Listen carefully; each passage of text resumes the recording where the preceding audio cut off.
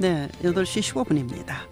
교육부가 일반고 학생들 대학 진학률을 높여가지고 교육 정상화를 일으켜야겠다 이런 목적으로 그동안 일반고 학생들의 진학률을 높은 그런 대학에 지원을 해왔는데 실질적으로 뚜껑을 열어보니까 제대로 그 목적대로 시행이 되지 않고 있다는 겁니다.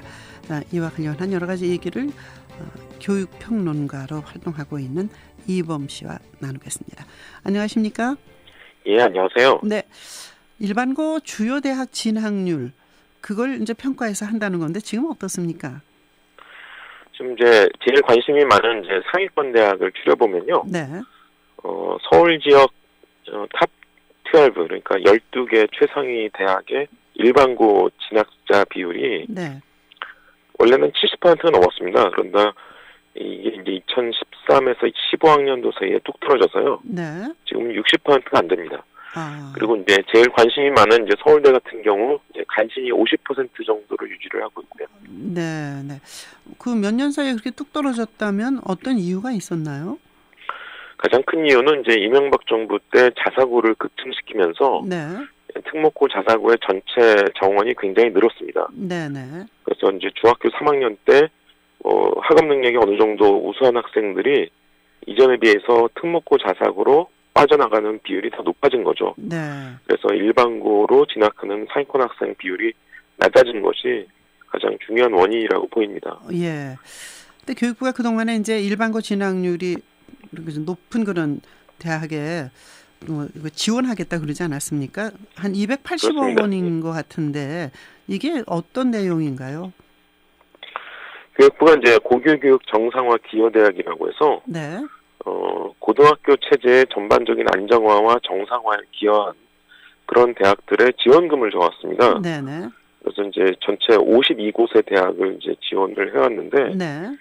이거는 이제 더불어민주당의 관악지역 의원인 그 유기영 의원이 네. 교육부에 이제 자료를 요구해서 제출받은 걸 보면, 네.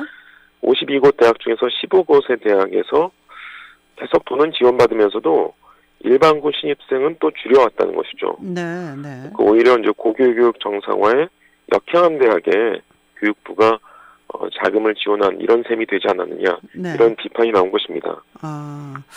그러면 취지에 역행하는 대학에도 지원금이 배분된 거는 뭐 관행적인 지원이었나요? 무슨 특별한 이유가 있나요? 일단 이제 두 가지 이유를 들 수 있을 것 같은데요. 네. 조금 전에 말씀드린 것처럼 이번에 이제 조사 대상된 조사가 된 그 기간이 2013학년도에서 15학년도까지거든요. 네. 근데 그 중에서 2014학년도와 15학년도에 네. 자사고 졸업자가 급증했습니다. 네. 네. 이 자사고가 2011학년도, 12학년도에 고등학교 신입생부터 이제 급격히 증가를 했는데요. 네. 이 학생들이 이제 졸업한 기간이 2014학년도, 15학년도에 몰려 있다 보니까 네. 이제 자사고 특목고 졸업자가 차지하는 비율이 높아진 것이죠. 네. 그것이 이제 일단 원인으로 보이는데, 또 하나 이제 우리가 주목해 볼 것은 교육부가 고교교육 정상화 기여대학을 선정할 때 네. 어느 고등학교 출신이 이 대학으로 많이 들어왔느냐, 이것은 사실 별로 이 평가 대상으로 삼지 않고요. 네.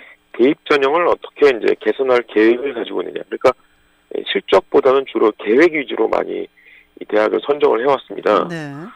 그러다 보니까 이제 객관적으로 드러난 실적으로 보면 일반고 학생이 오히려 줄어든 대학에도 네. 앞으로 제출하는 계획으로 보면 좀 긍정적이다 싶어서 지원한 이런 사례들이 적지 않았던 것이죠. 뭐 계획이라는 게 잘 쓰면 이제 좋은 계획이고, 그런데 실제적으로는 어떤 거 하고 실적을 평가해야 되는데 그렇게 안 했다는 말씀이신가요? 예, 그렇습니다.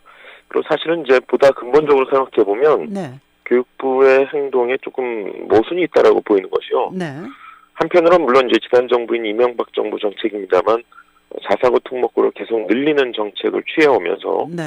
다른 한편으로는 이제 주요 대학들의 자사고 특목고 학생 뽑는 것을 억제하고 일반고생을 좀 더 많이 뽑아라, 네. 이런 식으로 주문을 한다는 것은 사실 스스로 좀 모순적인 그런 네. 행태를 보이는 게 아니냐, 이런 근본적인 지적이 있을 수 있겠습니다. 그렇군요.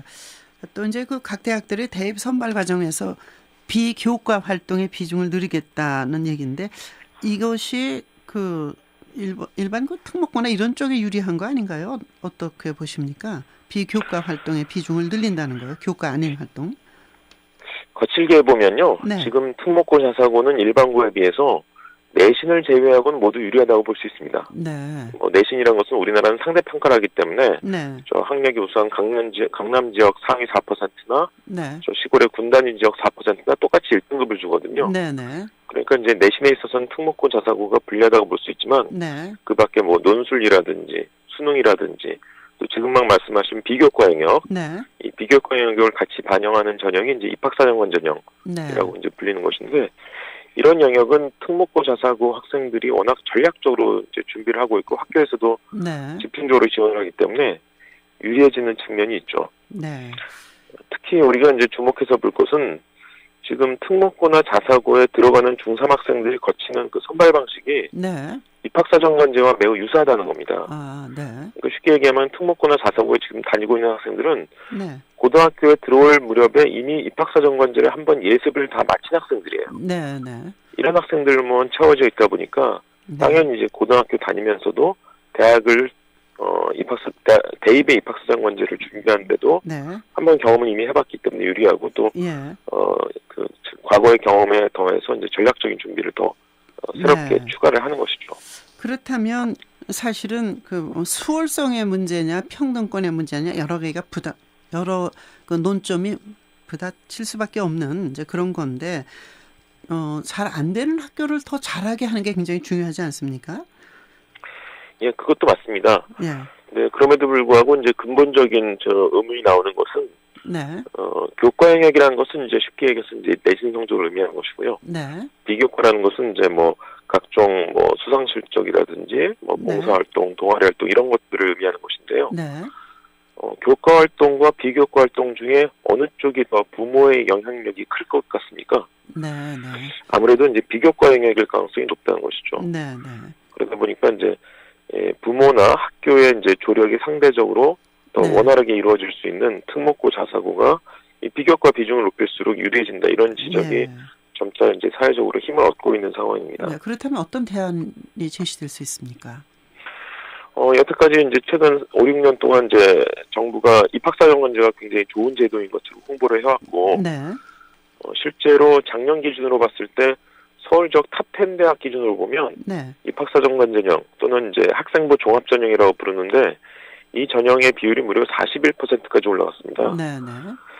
이렇게 되니까 이제 이 비교과를 준비하는데 조력을 해줄 수 있는 특목고 자사고 학부모라든지 네. 또 뭐 조금 경제력이 어느 정도 되는 그리고 이제 맞벌이를 하지 않는 전업주부 네. 학부모 이런 경우에는 상대적으로 이제 이런 경제에서 유리한 측면이 있는데 네. 반대 상황에 처해 있는 학부모 입장에서는 굉장히 이제 불리함을 느끼게 되는 것이죠. 네. 그래서 원론적으로 보면 이제 이 비교과를 이렇게 많이 반영해서 뽑는 네. 입학사정관제 전형 자체가 좀 문제가 있고 이것을 네. 부분적으로 제한하거나 또는 네. 전면적으로 이제 교과 중심으로 이제 전환을 한다든지 하는 예. 이런 어떤 사회적인 토론과 합의가 필요할 것 같습니다. 네. 전업주부 말씀을 하시니까 아이들 육아 때문에 직장을 그만둔 엄마가 몇만 명인데 또 교육을 위해서 학교에 엄마가 쫓아다녀야 될 일이 많아지는 이거에 대한 말씀이신 것 같습니다. 자, 마지막으로 지필고사 대신에 서술 논술 평가도 수행 평가만으로 성적을 매기겠다. 교육부 방침이 나왔습니다. 교육 현장에서 이와 관련해서 준비가 되어 있습니까? 짧게 말씀해 주십시오. 이 발표는 약간 오해가 있는 것이요. 네. 과거에는 지필고사하고 수행평가를 이제 병행을 하도록 이렇게 지침이었는데, 네네. 그러니까 지필고사를 꼭 보고 수행평가를 이제 좀 병행을 해라 이런 취지였는데, 네. 지금 이번에 발표된 것은 과목 성격에 따라서는 수행평가만으로 평가하는 것이 더 나은 과목도 있을 수 있거든요. 네. 네. 그 길을 터준 것에 불과합니다. 그러니까 알겠습니다. 이런 발표가 있었다고 해서 무조건 수행평가로 다 예. 무게중심이 크게 이동하는 것은 아니라는 것을 말씀드리고 싶습니다. 알겠습니다. 이범 교육평론가였습니다. 내일 아침 7시 여러분 다시 초대합니다.